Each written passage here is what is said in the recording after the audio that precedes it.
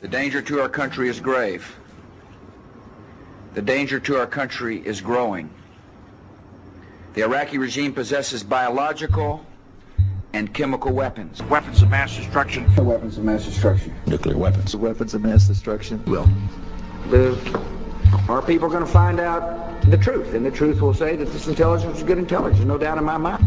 There are a lot of people who lie and get away with it, and that's just a fact.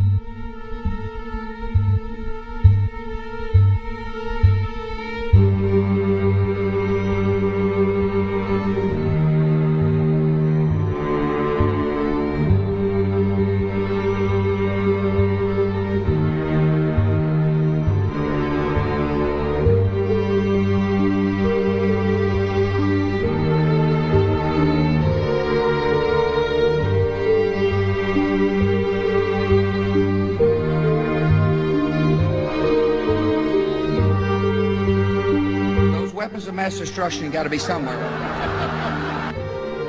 Nope, no weapons over there. President Bush has talked about our staying in Iraq for 50 years. Maybe 100. There's no doubt John McCain is going to be a war president. Can anybody see John McCain as sort of a peacetime Calvin Coolidge president? It's preposterous. His whole career is wrapped up in the military, national security. He's in Putin's face. He's threatening the Iranians. We're going to be in Iraq 100 years. The Bush administration has built a new generation of nuclear weapons that we call usable nukes.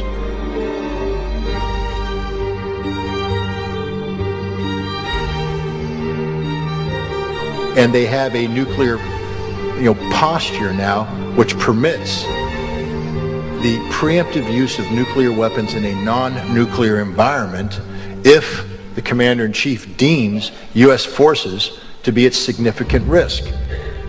If we start bombing Iran, I'm telling you right now, it's not going to work. Bomb Iran, bomb. Anyway. My concern is that we will use nuclear weapons to break the backbone of Iranian resistance, and it may not work. But what it will do is this: it will unleash the nuclear genie. And so for all those Americans out there tonight who say, you know what, taking on Iran's a good thing. My friends, I know how to handle the Iranians, and I'll handle them. And if we use nuclear weapons, the genie ain't going back in the bottle until an American city is taken out by an Islamic weapon in retaliation. So tell me, you want to go to war with Iran? Pick your city. Pick your city. Tell me which one you want gone. Seattle, LA, Boston, New York, Miami. Pick one, because at least one's going. And that's something we should all think about before we march down this path of insanity.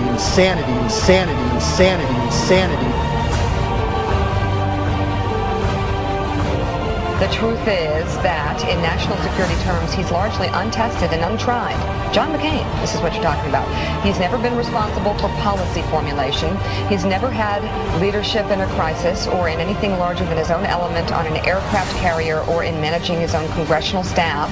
It's not clear that this is going to be the strong suit that he thinks it is. McCain's weakness is that it's always been for the use of force, and more force. In my experience, the only time to use force is as a last resort.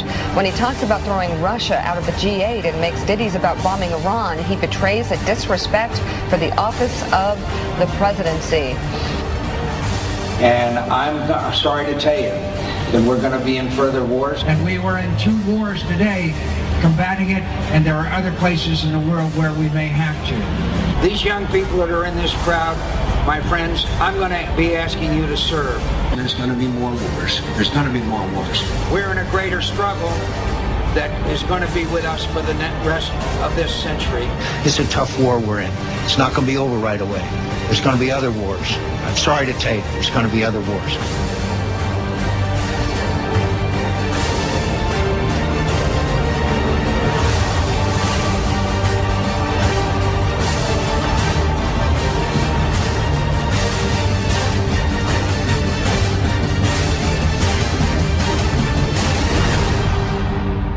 He will make Cheney look like Gandhi.